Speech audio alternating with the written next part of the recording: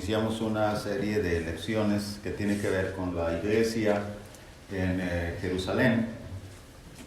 El objetivo de estas lecciones, lo repito, tiene que ver con unir la iglesia en Peter's Colony en un propósito, en una meta, ver las metas futuras de la iglesia aquí. Y hoy miraremos la segunda lección, la necesidad de metas y objetivos de futuros en nuestras vidas, hermanos. Es algo básico, importante. Escuche bien esto: quien no tiene sueños, quien no tiene metas, vive por vivir. Vive por vivir. Las metas nos enfocan a un propósito en esta vida. Los sueños en nuestras vidas nos dan un propósito, una razón de vivir. Hay quienes viven por vivir, batallando con sí mismo, batallando con los demás, batallando con sus defectos, batallando en su vida, batallando con muchas cosas, pero no tienen metas en la vida. Viven por vivir. Las metas dan dirección a nuestra vida. La señora Teresa de Calcuta tenía un sueño y ella vivió por ese sueño. Dejó una organización regada por todo el mundo, beneficiando a miles de personas. Isaac Newton, Albert Einstein, hombres de la historia de la antigüedad que crearon y que fueron inventores. Gracias a ellos tenemos la vacuna de la rabia, tenemos nosotros la luz eléctrica, la ley de la relatividad, tenemos muchos descubrimientos científicos de los cuales usted goza. Esos hombres tenían una razón de vivir, tenían metas en la vida. Tenían razones, sueños que lograron en su vida. ¿Cuál es el suyo? ¿Cuál es el suyo?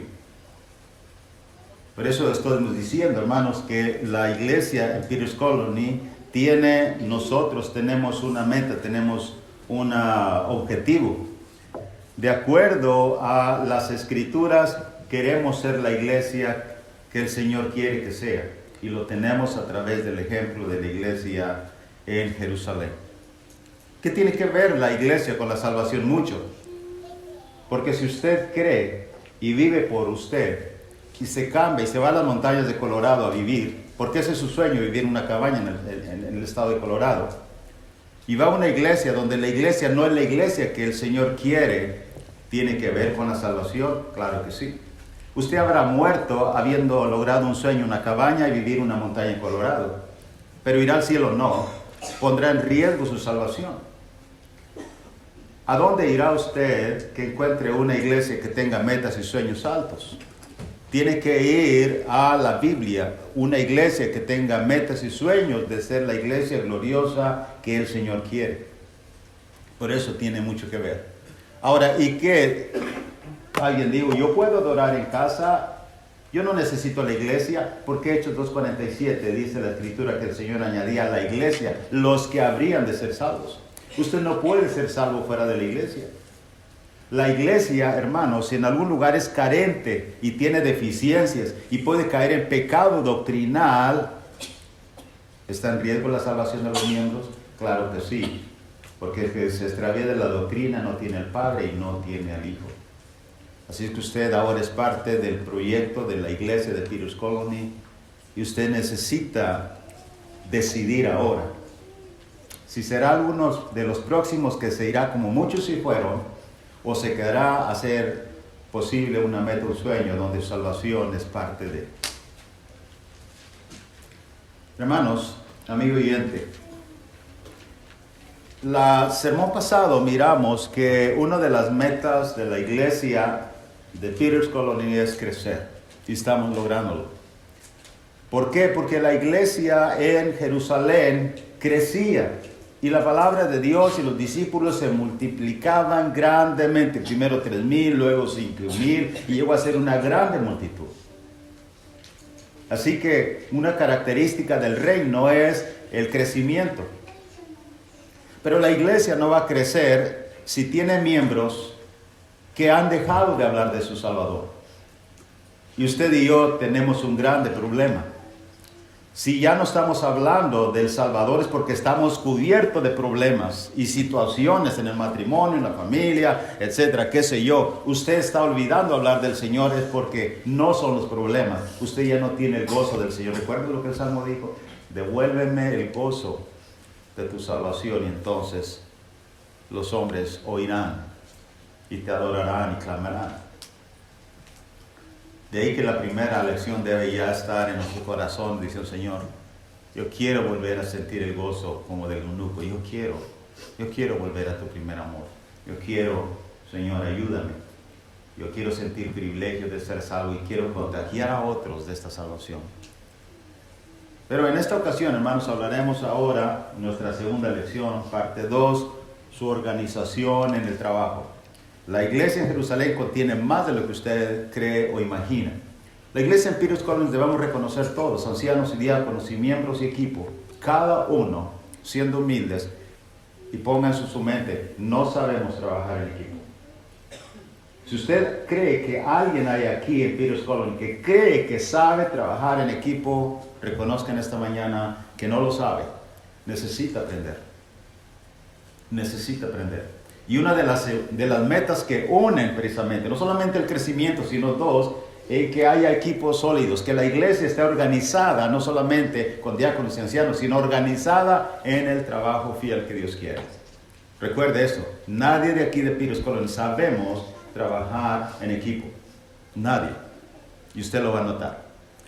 De ahí que, hermanos, ¿cómo puedo yo mirar a través de las Escrituras a la iglesia en Jerusalén, mostrándonos el camino también, no solamente el crecimiento, sino de la organización de la iglesia, en cuanto al trabajo? Bueno, ahora vea esto.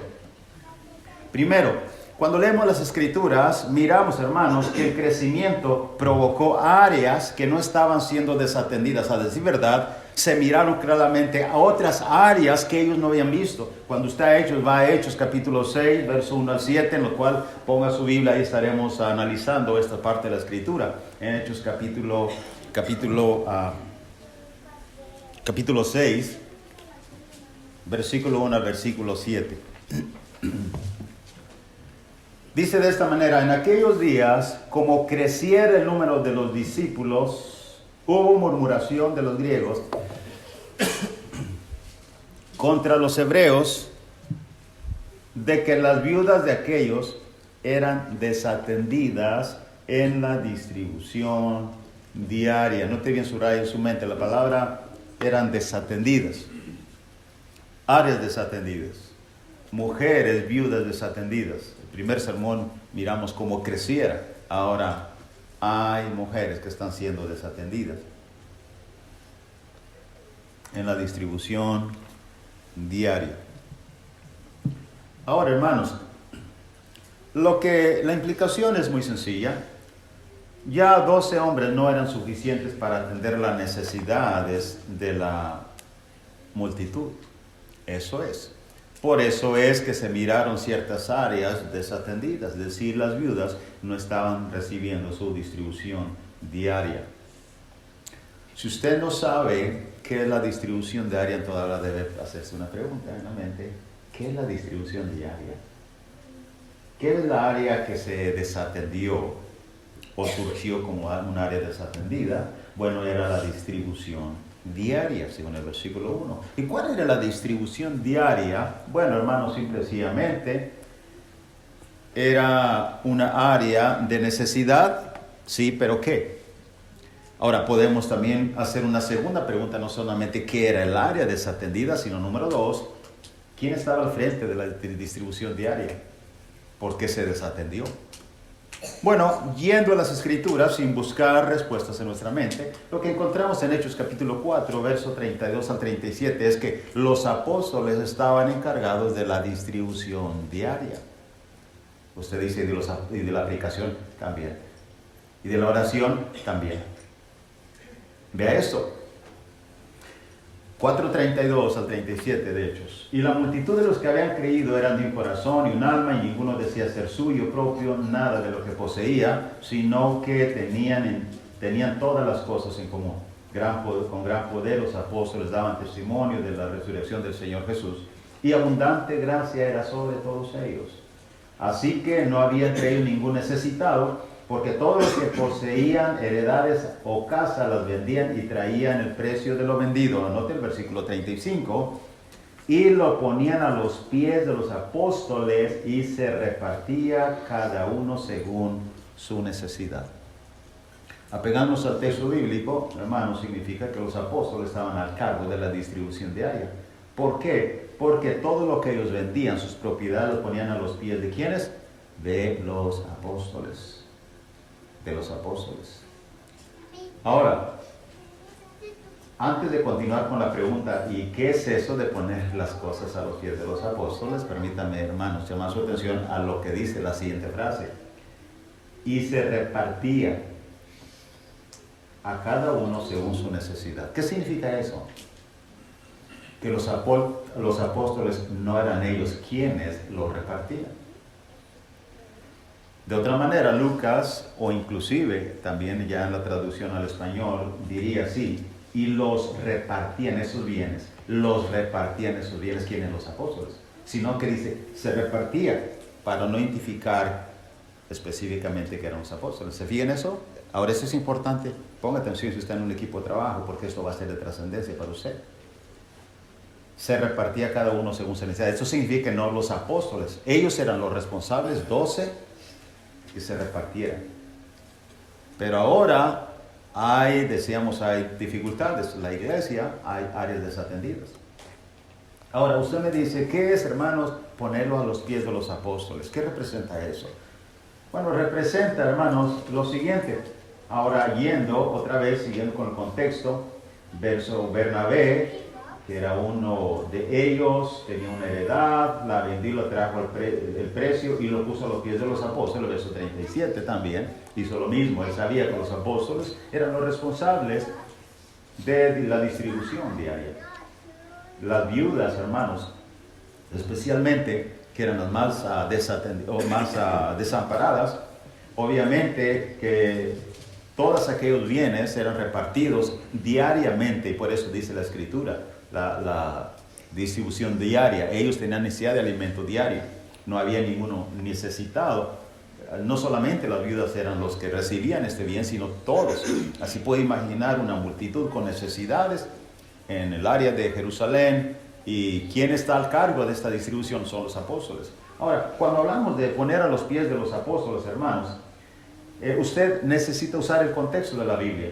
Cuando usted va a Hechos capítulo 7, que fue apedreado Esteban, dice el verso 58 de Hechos 7, que echándole fuera de la ciudad le apedrearon y los testigos pusieron sus ropas a los pies de un joven que se llamaba Saulo. ¿Cómo? Una vez más, ahora no son bienes, son ropas que pusieron a los pies de un joven llamado Saulo. Y quiero hacer otro paréntesis aquí para explicar, porque hay quienes dicen, y no se equivoquen en esto, usted interprete bien la Biblia con sus contextos, nunca use su razonamiento. Hay algunos dicen que quitaron la ropa a Esteban, lo apedrearon y como trofeo trajeron la ropa y se lo pusieron en los pies de los apóstoles. Esto no es así. ¿Por qué no es así? Hermanos, porque no, lea bien, y los testigos pusieron sus ropas, la ropa de los testigos a los pies. Esto significa que los testigos, hermanos, los testigos, según la ley, eran los primeros que tenían que arrojar las piedras contra el que iban a matar. Y para arrojar las piedras de una manera más libre, se quitan su manto y la ponen a los pies del autor intelectual de la muerte de Esteban, quien está autorizando la muerte. ¿Me explico lo que digo? Note bien, en el Antiguo Testamento, de tal manera que si una madre, un padre, miran que un hijo era rebelde, ¿qué tenían que hacer ellos? Son testigos que maldijo el nombre de Dios o quería ir a la idolatría. ¿Qué hacían ellos? Son los primeros testigos, los padres. Tienen que llevarlo al pueblo y apedrearlo. ¿Quién tiraba la primera piedra? Ellos. Note bien, lea Deuteronomio 13, 6 al 10. Si te incitare tu hermano, tu hijo, tu madre, o tu hijo, tu hija, tu mujer, tu amigo íntimo, diciendo en secreto, vamos y sirvamos a dioses ajenos que ni aún ni tú ni tus padres conociste, de los dioses de los pueblos que están en vuestros alrededores, cerca de ti o lejos de ti, desde un extremo de la tierra hasta el otro extremo de ella. No consentirás con él, ni le presentarás oído, ni tu ojo le compadecerá, ni le tendrás misericordia, ni lo encubrirás, sino que lo matarás. Ahora vea esto, tu mano se alzará primero sobre él para matarle. Los testigos o falsos testigos fueron los primeros que arrojaron las piedras contra Esteban. Y ellos se quitaron sus ropas y las pusieron a los pies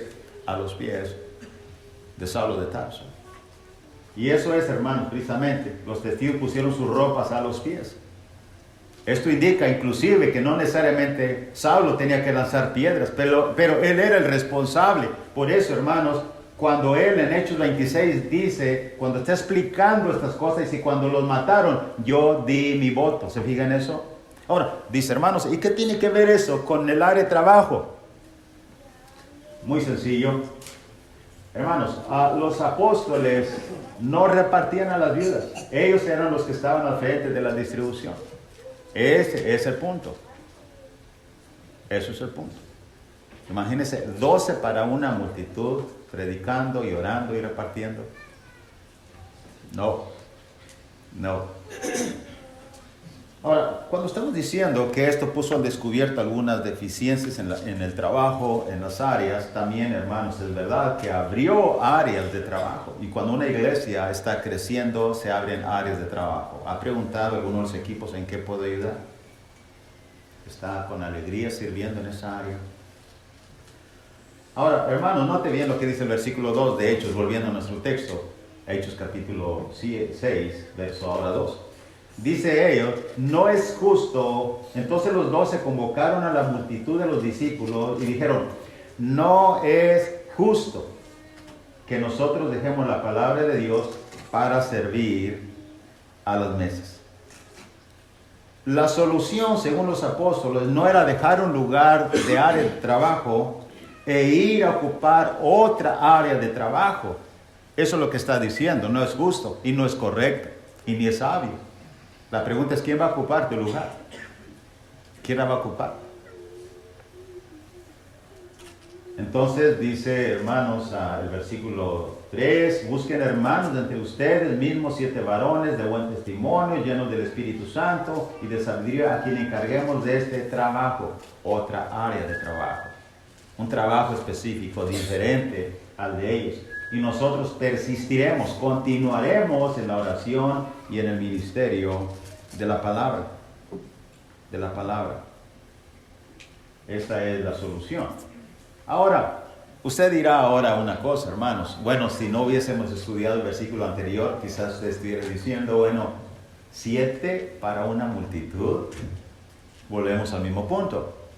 7 varones para servir a las mesas. ¿Ha visto cómo hoy en día, en el tiempo moderno, 7 hombres sirven a un banquete de 2,000, 3,000? ¿Saben cómo están trabajando? Y hay un límite donde ellos ya no pueden servir a las mesas o a las necesidades.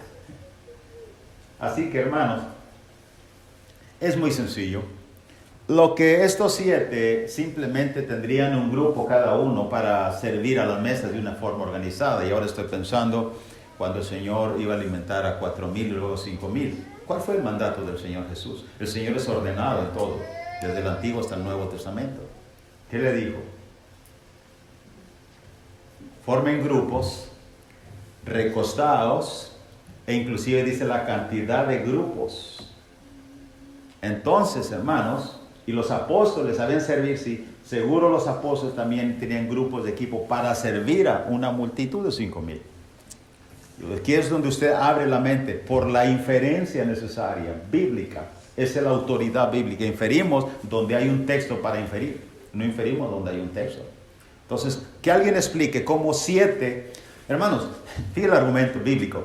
¿Cómo es que se notó la desatención de las viudas con 12 y poner la solución 7? Por favor. Absolutamente ilógico y absurdo. 7 hombres, pero calificados con 7 buenos equipos. ¿Para qué? Para servir en esta área, en este trabajo. Simplemente que los 7 se establecieron, hermanos, para quitar trabajo a los apóstoles. Escuche bien esto. Estos 7 varones para quitar trabajo a los 12. quitar carga, porque ellos seguirían en el ministerio de la palabra y en la oración, pero quitar carga, no otras áreas, no son superhombres, ese es el punto. Note bien lo que dice el 6 a 3, capítulo 6, verso 3, a quienes encarguemos de este trabajo. En otras palabras, hermanos, lo que estamos mirando claramente es un ejemplo claro de cómo una iglesia hoy en día puede y debe organizarse en el trabajo, recuerda. Ahora, lo que miraremos simplemente será una gráfica de 12 apóstoles trabajando en la oración, en el ministerio de la palabra, 7 equipos encabezados cada uno por hombres extraordinarios y preparados como es Esteban, Felipe, Prócoro, Nicanor, Timón, Parmenas y Nicolás, para abastecer una multitud que ya estaba extremadamente crecida. Eso es lo que encontramos en la Biblia. Eso es. Ahora, en Éxodo, en el capítulo 18, cuando el caso de Jetro y el pueblo de Israel te deja claramente más algunas cosas que están perfectamente armonizando con la multitud en el día de Pentecostés, en la iglesia de Jerusalén. Note bien, hermanos, en el capítulo 18 de Éxodo, verso 17 en adelante, dice que entonces el suegro, cuando llegó, miró juzgando al pueblo todo el día él solo, dice que le dijo, no está bien lo que haces. No está bien lo que haces. Hasta hoy en día, muchos de nosotros, y la situación de Peter's Colonies, que la carga se va a poner más en algunos de nosotros, muy fuerte, tenemos que soportar, pero entendamos esto, no está bien lo que hacemos si queremos quitar las áreas de trabajo a los demás. Cada uno debe tomar su área de trabajo. Eso es. ¿Por qué? Porque dice, hermano, no está bien lo que haces, no te bien. Verso 18, desfallecerás del todo y también este pueblo que está contigo, porque el trabajo es demasiado pesado para ti. No, grave eso, no podrás hacerlo tú solo. Cada predicador hoy en día, evangelista, en cada iglesia local, donde quiera que se encuentre, debe leer las páginas sagradas de Dios en el verso 18, capítulo 18 de Éxodo, y recordar, resonar las palabras diciendo, no puedes hacerlo tú solo. Hoy en día hay iglesias locales, pequeñas o medianas, que dependen del predicador en todo. El predicador está haciendo mal y debe recordar, no puedes hacerlo tú solo. Debe ir al modelo bíblico de la iglesia en Jerusalén. El versículo 9 dice, Jetro, oye ahora mi voz y te aconsejaré y Dios estará contigo. Está tú por el pueblo delante de Dios y somete tú los asuntos a Dios. Enseña a ellos las ordenanzas y las leyes y muéstrales el camino por donde deben andar y lo que han de hacer. Además, escoge tú entre todo el pueblo varones de virtud, temerosos de Dios, varones de verdad que aborrecen la avaricia, ponlos sobre el pueblo por jefes de millares, miles, de centenas, de 100, de 50 y de 10. 22. Ellos juzgarán al pueblo en todo tiempo y todo asunto grave, hermanos, vea esto, todo asunto grave lo traerán a ti y ellos juzgarán todo asunto pequeño, así aliviarás la carga de sobre ti y la llevarán ellos contigo. ¿No te viene eso? Todo asunto grave lo traen a ti, pero ellos tratan todo asunto pequeño. No todo asunto entonces, hermanos, va a llegar a ti. La gráfica sería esto. El pueblo tiene muchos asuntos y muchos problemas. Pero, escuche bien esto, no todo asunto llega a Moisés, ¿correcto? ¿Cuáles asuntos llegan a Moisés? Las cosas graves. Y los asuntos pequeños son el filtro de los 1000, de los 100, de los 50 y de los 10. ¿Ve eso? Eso es exactamente, mis amados hermanos, lo que nos presenta, ¿qué cosa? El ejemplo de la iglesia en Jerusalén. Es exactamente. Todo asunto llegaba a Moisés. Hermanos, si no todo asunto llegaba a Moisés, no todo asunto debe llegar a los 12 apóstoles, ¿correcto? Ahora hago una aplicación. ¿De qué sirve? De que haya 7 varones con 7 equipos. Si Esteban no puede arreglar un asunto pequeño, tiene que llevarlo a los apóstoles. Y decirle, va por ejemplo Felipe o Nicanor, va con los apóstoles, va Pedro y Juan y Sara, hermanos. No sé si primero distribuir la carne o el pavo. Hermano, no sé si darse el pan primero o el puré después. Hermanos, tengo un problema. ¿Cuál? Se me acabaron los platos, no sé qué hacer. ¿Qué me dice usted? ¿Se fija en eso? Y por eso está diciendo el Espíritu Santo a quienes encarguemos de trabajo. El imponerle las manos en el capítulo 6 implica ahora tú eres responsable de solucionar asuntos. En el asunto de Jetro, 1000, ese hombre tiene capacidad para manejar un grupo de 1000. Tienen asuntos, aquí los solucionamos. No llegan a Moisés. Que descanse. Tiene un asunto muy grave. Moisés, lo siento, ya no lo puedo solucionar. ¿Sabes qué? Hubo un problema allá por Jericó. Y una disturbia, uno mató a otro y la ley aquí no es muy clara. ¿Qué me dices tú? ¿Me explico lo que digo? Entonces, hermanos, he dicho yo que la iglesia en Peter's Colony no sabe trabajar. Los ancianos no sabemos trabajar. Los diáconos no sabemos trabajar. Los de equipo no saben trabajar. Porque necesitamos aprender. Y esa es una de las segundas metas, a trabajar en equipo. Eso es. Eso es lo que la palabra de Dios dice. Ponga su mente. Si usted no es humilde, se pone en serio, usted no va a aprender, no va a ser de los que lleven a la iglesia a una meta, a un reto grande en su vida. Entonces diga, no sé aprender, debo aprender. No sé, debo aprender. Y aquí una cosa maravillosa que encontramos, hermanos, escrituras, tanto en el Antiguo como en el Nuevo Pacto. De ahí que hoy en día, como decía, todo asunto, obviamente no debe llegar a los ancianos. Una de las cosas que la iglesia, nuestros hermanos en Norteamérica, en Estados Unidos, hermanos, ya dominaron y saben durante siglos atrás, es estas cosas básicas. Que no todo asunto de la iglesia. Ellos saben que la iglesia sabe, mejor dicho, que los ancianos no micromanejan la vida de los miembros.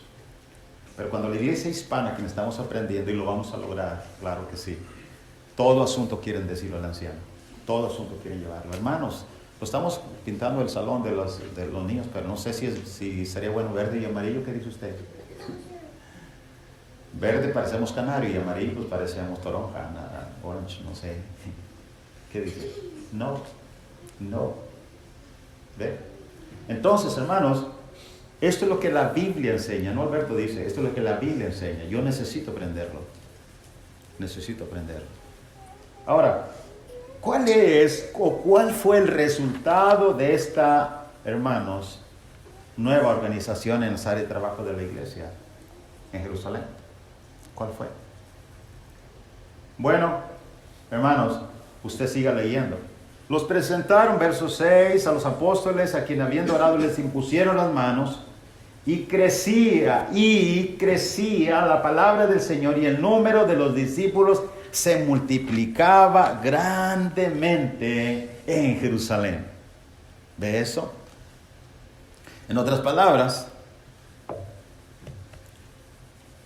el crecimiento es el resultado de una buena organización en el trabajo. Escúcheme lo que voy a decir. Una iglesia que no sabe, no ha aprendido a organizar, por eso estamos aquí aprendiendo, y por eso estamos hablando y estudiando del punto. Si Peter's Colony quiere albergar más de 200 miembros en su congregación, todos en armonía, y la iglesia generación tras generación con ancianos y diáconos, en una perfecta organización de trabajo, es porque la iglesia puede organizarse adecuadamente para sostener un miembro de 200. Pero si la iglesia no sabe organizarse y cada miembro, cada uno de cada equipo de evangelización, de edificación y benevolencia no sabe hacer su trabajo adecuadamente, escuche bien, y con buena actitud, no puede sostener una buena cantidad de números. Es simple. Mire esto, bien sencillo. Hermanos, ¿por qué hay tantas familias disfuncionales, divididas? Que tú ves a dos señores y le dices, oye, nada más tuvo un hijo que veo ahí con usted. Dice, no, tengo como 15. Y los demás, ¿dónde están? Fuera, divididos, enojados. ¿Por qué? No hubo armonía, unidad de organización. Simple. Y cuando una iglesia ha alcanzado eso, hermanos, es capaz. Por eso decíamos que la organización de trabajo depende en gran manera su crecimiento. Por eso el versículo dice, crecía la para el Señor y el número de los discípulos se multiplicaba grandemente. La murmuración paró, el pecado de la murmuración paró.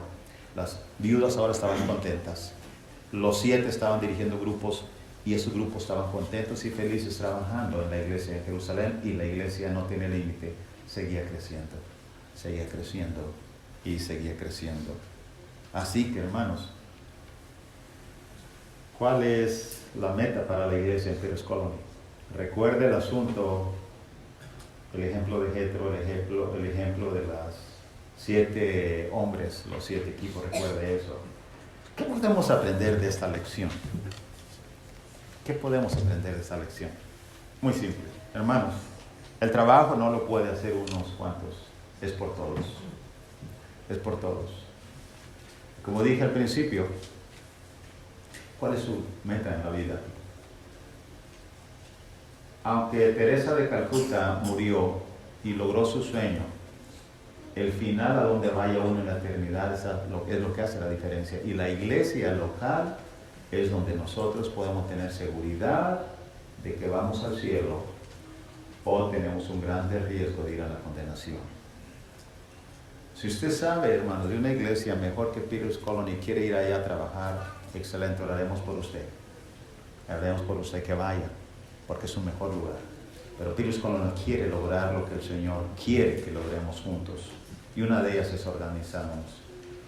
En el futuro estaremos hablando acerca de algunos factores de peligro después de esta serie, algunos factores de peligro para esta organización de trabajo. Y una es la inconformidad y otra es la impaciencia. Recuerden, la inconformidad y la impaciencia, que es lo que destruye equipos de trabajo, grupos de trabajo en la iglesia local. Conclusión, unos cuantos no lo pueden hacer. Necesitamos aprender a trabajar en equipo. Sí, necesitamos aprender. Necesitamos aprender, enfrentar el reto de aprender bien el oficio de cada uno en cada área. Sí, necesitamos hacerlo. Cada uno dominando su área, orando, pidiendo consejo, leyendo, buscando para llegar a dominar cada uno el área en la cual estamos trabajando, y al final pasar nuestra experiencia a otros que sigan después de nosotros, que vendrán. Esa es la meta, hermanos, de la iglesia en Pérez Colony. Oramos ahora nuestra segunda oración. Señor, no solamente vuélveme el gozo porque no estoy hablando, sino también ayúdame a ser humilde y reconocer que no sé trabajar con otros como yo pensaba. Yo necesito aprender. Nunca hemos trabajado en equipo, nunca hemos trabajado con ancianos y diáconos. ¿Cómo es posible que creas que sabes trabajar con ancianos y diáconos? Su servidor, hermanos, he visto trabajar ancianos y diáconos, sí. No implica que lo sepa. Su servidor necesita aprender mucho más. Estoy analizando mucho mi área cada día, orando, doblando mis rodillas y Señor, ayúdame a hacer mi trabajo y hacerlo bien, y ayudar a otros también que puedan hacerlo al igual que yo. Te pones de pie, cantamos el himno. Dios te bendiga ricamente. Si usted estás aquí, estás en el lugar indicado. No has venido los pies de Cristo Jesús, te invitamos a hacerlo. No somos hombres y mujeres perfectos, pero queremos honrar al Señor cantando el himno en esta mañana. Cantemos.